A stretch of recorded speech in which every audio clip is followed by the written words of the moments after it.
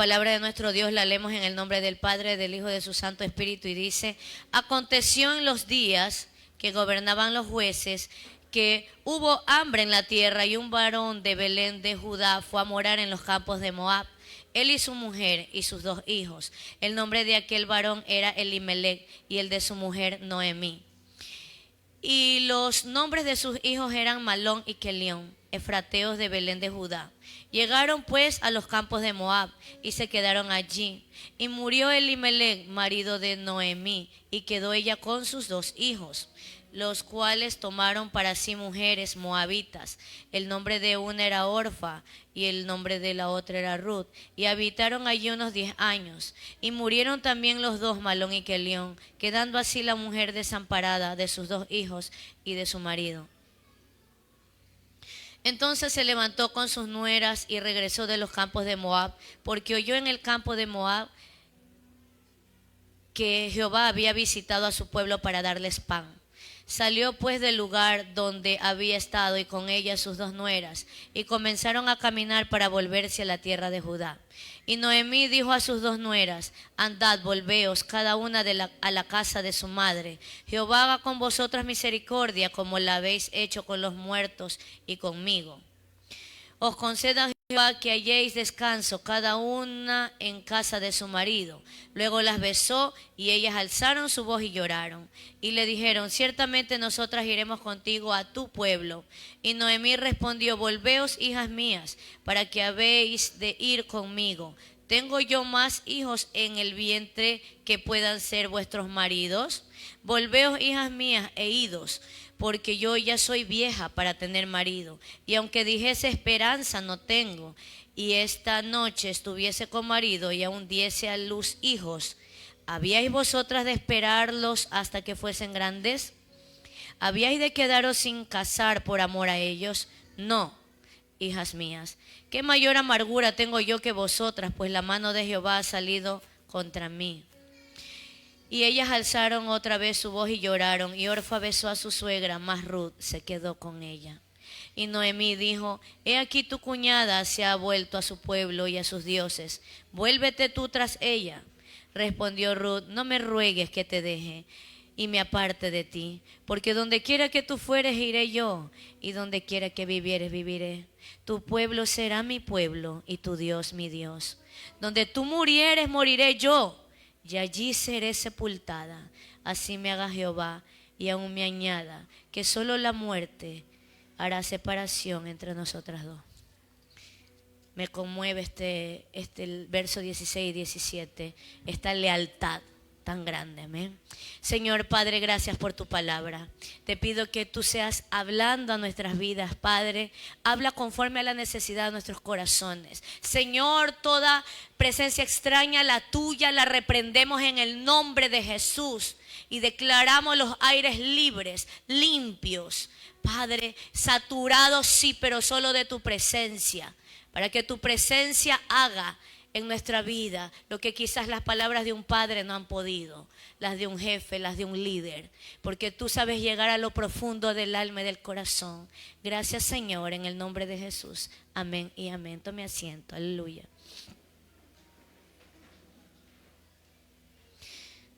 El tema de la prédica de la mañana de hoy se titula: sin dolor no hay ganador. Sin dolor no hay ganador. Amén. Dígale al que está al lado: sin dolor no hay ganador. Y esta es una canción.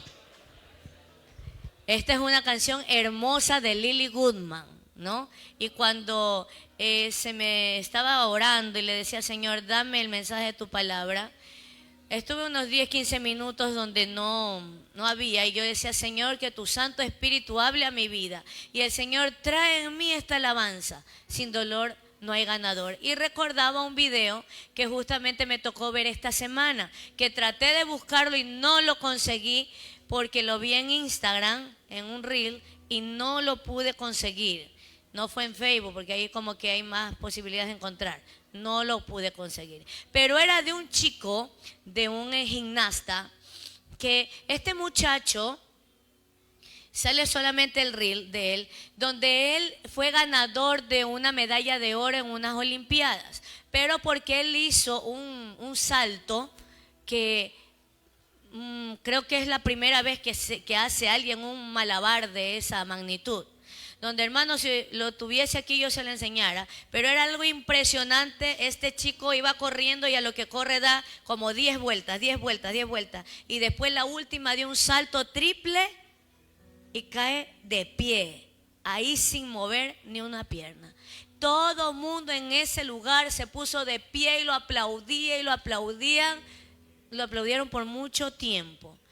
Y lo más impresionante que cuando pasa esto, él todavía no sabía que había ganado, pero se suponía, porque de verdad que fue tan grande lo que él hizo.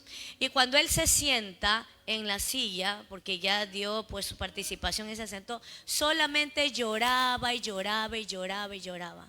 Y yo viendo el video lloraba, aún sin leer lo que iba a salir después, porque yo receptaba lo que quería decir aquello. Y es que yo sentía, y después justamente eso se reflejó en la pantalla, que uno observa de pronto en un tipo de esta presentación algo magnífico y majestuoso de unos quizás 6, 7 segundos, pero no sabemos todos los años de sacrificio que le tocó a esa persona padecer para lograr ese triunfo. Dale un aplauso al Señor. Aleluya. Y cuando sacaba la prédica me acordaba de esto y me llegaba mucho al corazón, porque sin dolor verdaderamente no hay un ganador.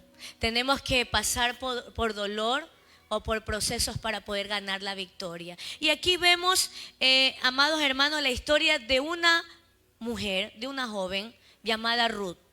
Una mujer extranjera. Ella no era del pueblo de Dios. En realidad, era una mujer migrante.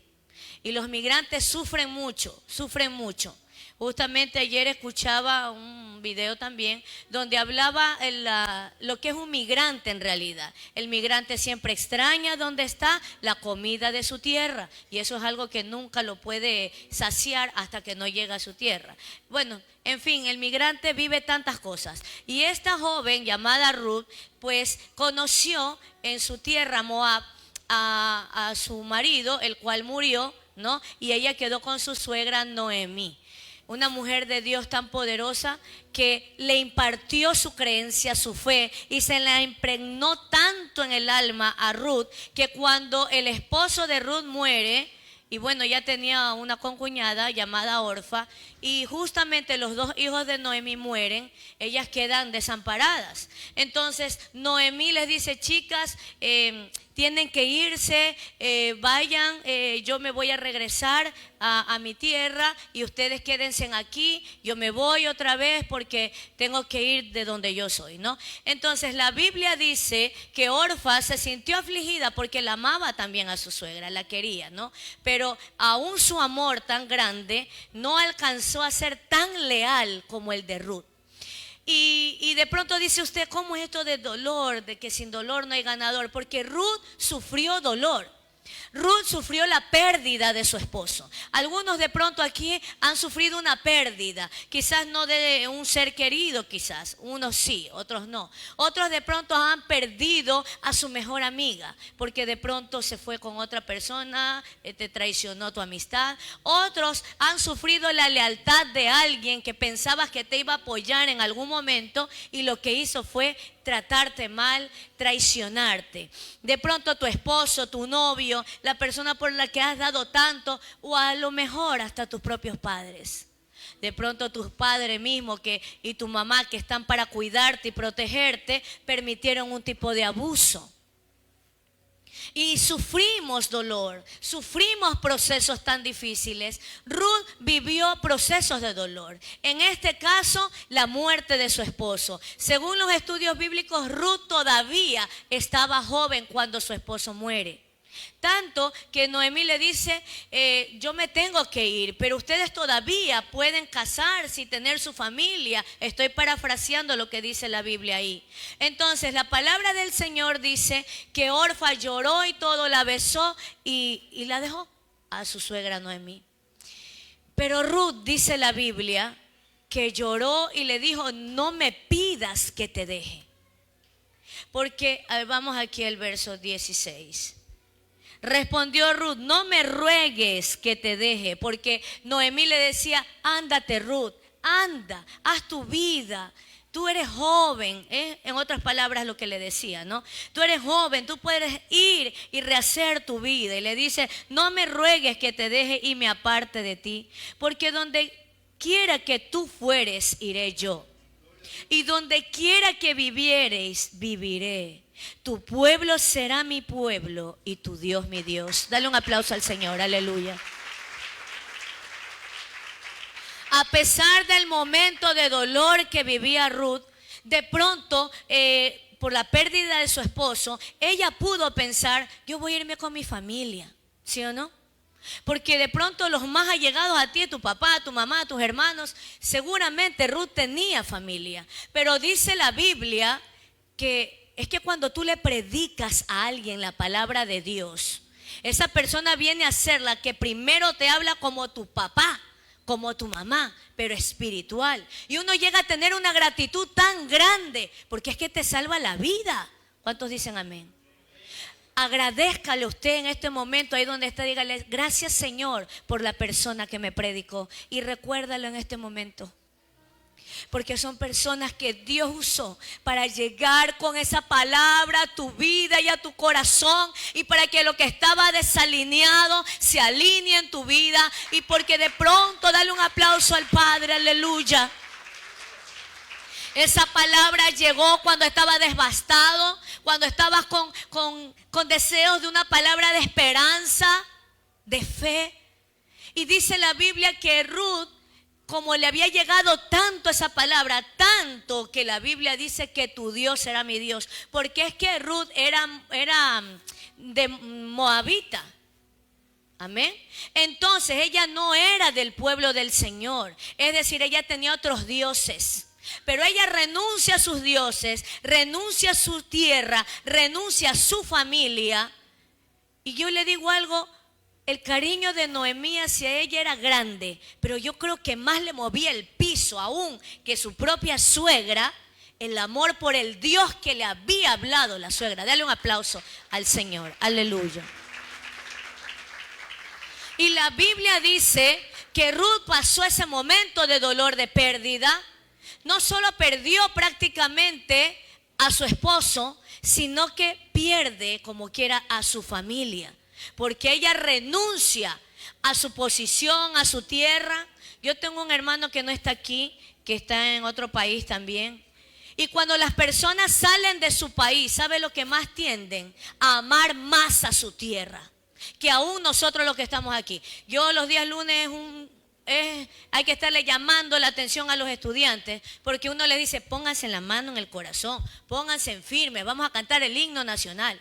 Y unos están que conversan, que se ríen, pero se da, y usted pregunte, cuando una persona migra a otro país, ¿cómo anhela escuchar su himno nacional? Y llora la gente cuando escucha el himno de su país, o una canción alusiva a tu tierra, porque tú extrañas. Pero, y les digo algo que le hablaba de mi hermano, él no sabe en la hora de ya venirse acá. Porque dice, yo extraño a mi tierra, extraño a mi gente, extraño a la iglesia. Él está en una linda iglesia allá, pero dice, no es lo mismo que como yo estoy acá en mi tierra.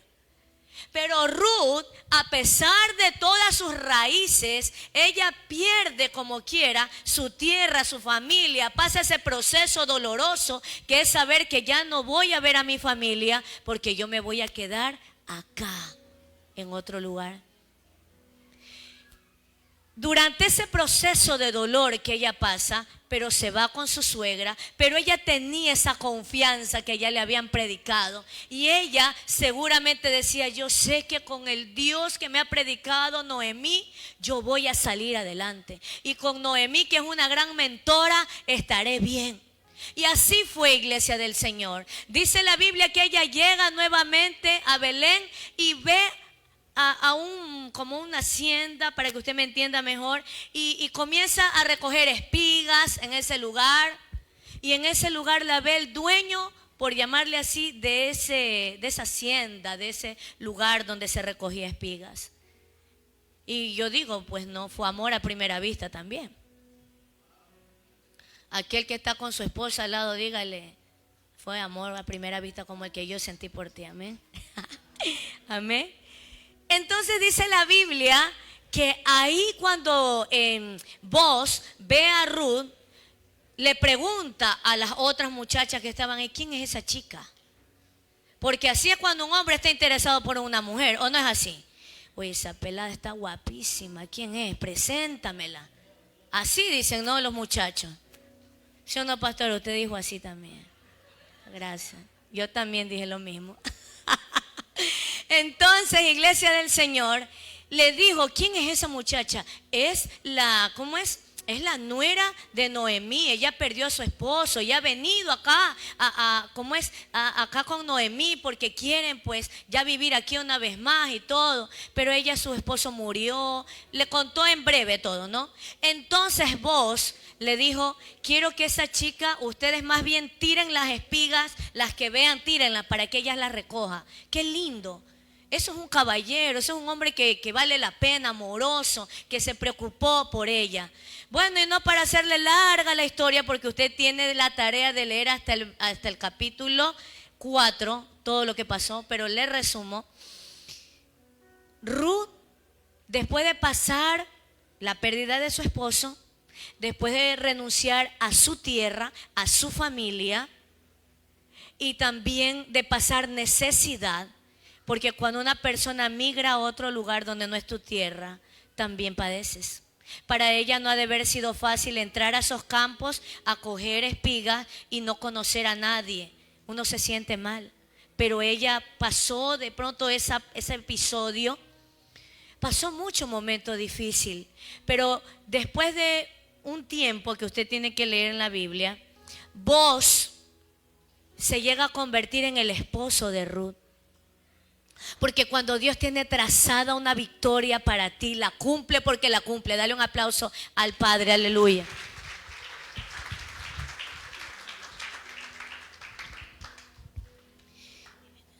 Y la historia es larga porque vos no fue así de fácil que podía él casarse con ella. Hubo otro ahí que tenía que verse casado con ella, pero él no quiso la bendición. Y así es, hermano. A veces Dios te tiene la bendición hoy, pero si no la cogiste, Dios se la da a otro. ¿O no es así? Por eso cuando usted sepa que Dios le está diciendo, esta es tu bendición, y tú no, yo no, todavía no.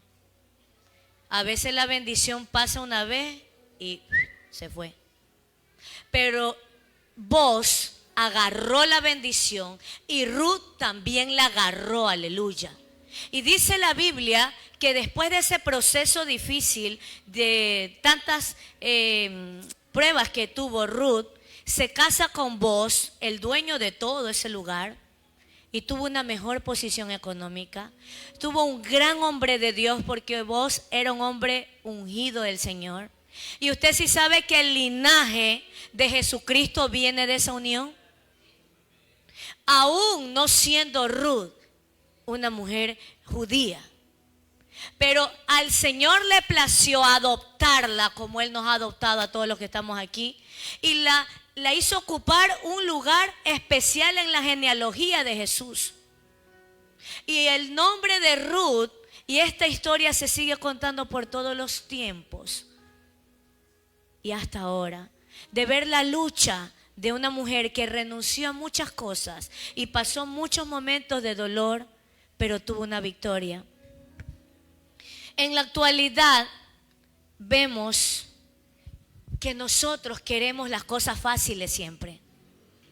Queremos, y justamente me pasó algo ayer, y cuando estaba preparando la prédica, créanme que no me había acordado de lo que me había pasado. Y cuando ya estoy casi para finalizar, dije, wow, Señor, tú me pusiste en la mente lo que me pasó ayer para que lo comparta también con la iglesia.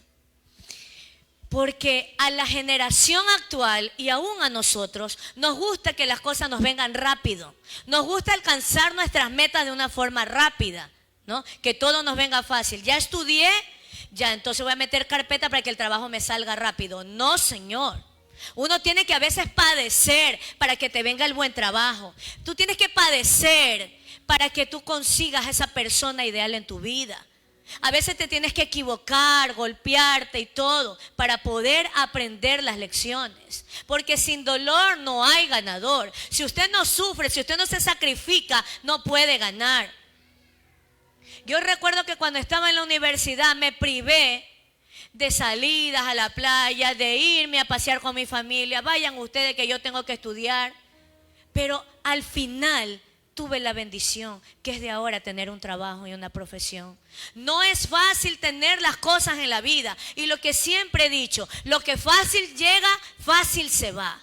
Pero cuando a ti te cuesta, cuando tú valoras, cuando te sacrificas, cuando lloras, padeces, cuando tienes que ahorrar dinero porque tienes que pagar unas copias en la universidad, cuando tienes que dejar de comer algo porque yo tengo que trasladarme hasta ir a un lugar que voy a trabajar allá, pero yo sé que después me va a ir bien y hoy estoy sembrando, pero yo después voy a recoger la cosecha. Eso se valora. Cuando tú a un hijo le haces ver el valor de las cosas, ellos aprenden a valorar. Pero cuando lo acostumbras a darle, quiero un play, mamá, allá toma. Quiero los zapatos tal, toma. Quiero el celular acá, toma. Y todo estás dando. Hay un momento en que el padre y la madre no tienen y le tienen que decir no hay hijo. El hijo se pone rebelde, contestón y de todo. Porque estás acostumbrado a darle todo lo que pide. Pero resulta que muchas veces, aún en nuestra niñez, mucha gente llega a las iglesias con esa mala costumbre de la casa. Que los padres todo le dieron. Y resulta que cuando vienes a Cristo, Él es un buen padre. ¿Cuántos dicen amén? Y el buen padre no todo se lo está dando al hijo siempre. Hay momentos que el padre le enseña a valorar. Y cuando esos cristianos que recién se convierten y todo le daban y vienen a Cristo y el Señor le dice, a ver, tú vas a tener a una buena esposa, pero tú primero tienes que esperar. Tienes que pasar este dolor. Tienes que pasar esto. Tú quieres tener este ministerio, tú tienes que pasar este proceso y este proceso. Entonces cuando la persona ha estado acostumbrada que en casa todo le dan y el Señor viene y te ubica, no nos gusta. ¿Cuántos dicen amén? Pero es que si no te duele, si no te sacrificas por algo, no puedes obtener la victoria. Y yo recuerdo que cuando yo quería aprender a andar en bicicleta hace muchos años atrás, porque desde los 5 años yo quería aprender a andar en bicicleta. Y mi mami, aquí voy a decir las cosas que hace mamá Tucía. Mi mamá y mi papá, ellos me compraban siempre una bicicleta. Si yo quería una chopper en aquellos tiempos, no sé lo que se acuerdan de las chopper, era una de las mejores. Te vamos a comprar una chopper, mijita, porque ahí usted va a andar en bicicleta. Y yo, ay, ya qué lindo, me compró la chopper. ¿Ya? De las últimas así bonitas que habían ahí en esos tiempos. ¿Usted cree que yo aprendí? No aprendí. Y me las compraban, pero ellos me compraban grandecitas las bicicletas. Y me decían, tú vas a aprender aquí. Yo ya la veía grande más que yo. Y yo decía, uy, no, yo no voy a aprender en eso. No, sí vas a aprender. Pero la cosa es que mi mamá y mi papá tenían las llantitas atrás la bicicleta y a una le alzaban un poquito más. Entonces cuando yo me subía en la bicicleta y comenzaba a darse, me iba para allá, ¡ay! Pegaba el grito, me caigo. Y ya no quería saber nada de esa bicicleta. No quiero porque yo me caigo de esa bicicleta, no quiero. Vayan a ver la arrumada después que daba la bicicleta. Pasó un tiempo, después me compraron una montañera. Esta sí vas a aprender, que no sé qué, rosada con una canasta al frente. Y yo, ¡ay, qué lindo! Aquí sí. Y también, bueno, yo decía, aquí sí voy a aprender. Y hacían el mismo proceso. Me alzaban esa bendita llanta que las detesté toda la vida. Porque esas llantas me hacían irme, pues, y yo tenía que coger equilibrio y no podía. Entonces, hermanos, para más de alargarle esa historia, me volví a caer y no quise saber de la bicicleta. Y en mi casa hubo un tiempo que hubo un taller de bicicletas que un señor alquiló. Y mi hermano mayor tenía amigos y ellos venían en bicicleta. Y había un chico que llegaba, un niño más grande que yo en aquel tiempo, y llegaba en una bicicleta chiquitita como para Noa y sin llantita. Entonces, como yo era más grande que la bicicleta, si me iba a caer, me ponía los pies y chévere, ¿no verdad? Cuando yo vi esa bicicleta viejita, feíta, maltratada, pero cuando vi esa bicicleta, yo dije, en esta bicicleta yo voy a aprender. Esta es la que yo quería, esta. Imagínese usted. Y le dije a este chico, oye, préstame tu bicicleta, que yo voy a aprender aquí. Ya dice, me la dio.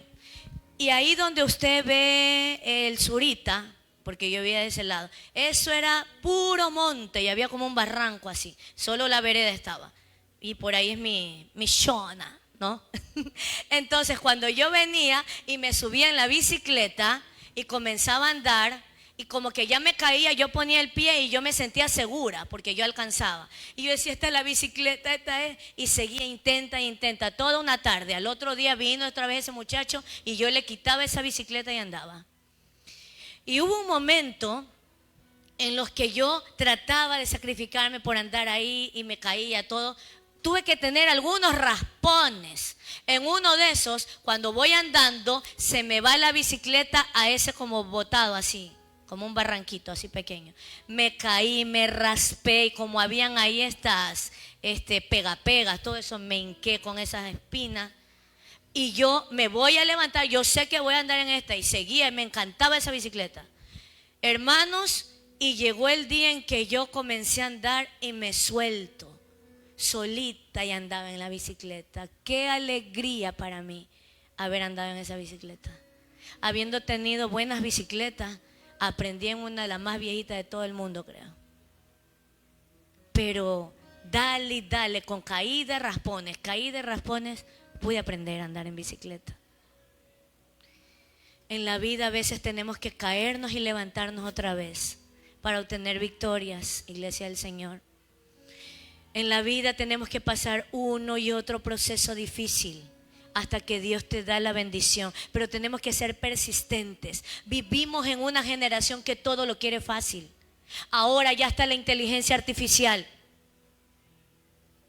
que usted puede verle que quizás tiene cosas buenas, pero más en lo malo que lo bueno que eso tiene. Y voy a predicar un día, porque ya estoy preparándome en eso, para dar una prédica de las señales del fin. Y esto de la inteligencia artificial está terrible, terrible. Hay iglesias ya en los Estados Unidos donde no existe ministerio de alabanza, pastores, quien dirija, sino que está la inteligencia artificial como una pantalla y la gente llega y la inteligencia es la que pone la alabanza, predica y todo. ¿Usted puede creer eso? Ese es el tiempo que vivimos hoy. Que Dios nos libre de que eso llegue acá. Pero sí sabe que para el 2026 la tecnología va a dar un giro tan tremendo que estaba escuchando ayer algunas cosas, donde va a venir un nuevo orden mundial que ya se está hablando entre China, Rusia. Y aparte de eso, un giro en la tecnología que muchos ya no vamos a necesitar ni siquiera celular. Ya esto va a ser obsoleto. Tenemos que irnos preparando y actualizando. A veces vemos cosas en redes, que los pasos de esto de aquí, que tonterías. Cuando usted quiera ver algo, ve algo que le edifique, ve algo que usted diga, wow, esto me va a edificar mi vida, mi corazón. Pero cosas que no le edifican, deseche. La inteligencia artificial da facilismo al joven de hoy. Por eso el joven de hoy y aún nosotros hay que ir a una planificación. Me meto en la inteligencia ChatGPT, Gemini, hágame tal planificación, pum, ya está. Ay, tengo que presentar un proyecto de tal tema en la universidad, ChatGPT, hazme una presentación, todo con la última tecnología y usted ya no tiene que hacer nada. Eso es lo que está creando el enemigo en nuestras vidas a través de la tecnología. Un facilismo para no pasar esos procesos. Y por eso es que el joven de hoy o la persona adulta de hoy, cuando está acostumbrada a tantas horas de este aparato y se desliga de eso y todo lo tiene fácil y todo lo tiene al tacto nomás de coger y ya está. Cuando tiene un problema, no sabe resolver el problema y lo que viene ya me dio la ansiedad y la depresión. Porque la tecnología le ha privado hasta de acercarse a la gente y socializar y conversar. Y eso es lo que pasa con los niños de ahora. Y ayer escuchaba que la inteligencia artificial está llegando a los niños para que ellos cuando crezcan no sepan dar solución a sus problemas. ¿Y quién lo decía eso? La misma inteligencia. Que ellos están entorpeciendo la mente de los niños y de la población mundial de una manera que no se da cuenta. Y aún nosotros los cristianos estamos cayendo en esto. Todos queremos fácil. Pero sin dolor no hay un ganador. Tenemos que aprender las cosas con dolor muchas veces para poderlas valorar. Cierre ahí sus ojos. La Biblia dice, ahí cierre sus ojos donde está, en el libro de Filipenses 2:8. Y estando en la condición de hombre se humilló a sí mismo, haciéndose obediente hasta la muerte y muerte de cruz. Cierre sus ojos ahí donde está. Nuestro Señor Jesucristo es el mayor ejemplo de que sin dolor no hay un ganador. Porque Él tuvo que padecer dolor, padecer críticas, padecer que hasta se lo compare y se le diga: este no viene enviado por Dios, sino por Belzebú. Es decir, muchas veces la gente te tratará: tú no eres cristiano, ¿qué vas a haber cambiado tú? Jesucristo padeció dolor, padeció persecución, padeció en nuestro Señor el golpe también en su cuerpo. No solamente padeció la traición, no solamente padeció una negación de sus amigos. Nuestro Señor padeció todo lo que tú y yo podemos estar padeciendo ahora.